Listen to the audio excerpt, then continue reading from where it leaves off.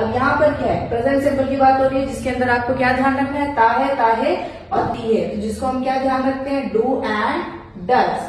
अगर हम यहाँ पर बात करते हैं कंटिन्यूस की, जिसमें क्या आता है, रहा ही है, तो यहाँ पर आप क्या यूज करेंगे बच्चा, इज, एम और आर। अगर हम यहाँ पर बात करते हैं प्रेजेंट परफेक्ट की, जिसमें क्या ध्यान रखना है आपको, चुका है, तो इसमें आप क्या ध्यान रखेंगे, यहाँ पर हैज एंड हैव।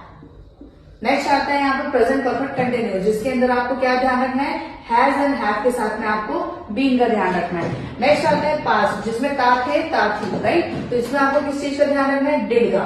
नेक्स्ट आता है पास्ट कंटिन्यूस का, जिसमें रहा था, जिसमें आपको क्या ध्यान रखना है, वॉज एंड वर का। नेक्स्ट आता है पास्ट परफेक्ट का, जिसके अंदर आपको ध्यान रखना है, हैड का। नेक्स्ट आता है यहाँ पर पास्ट परफेक्ट कंटिन्यूस, रहा था, जिसमें आपको क्या ध्यान रखना है, हैड के साथ में बीइंग का ध्यान रखना है।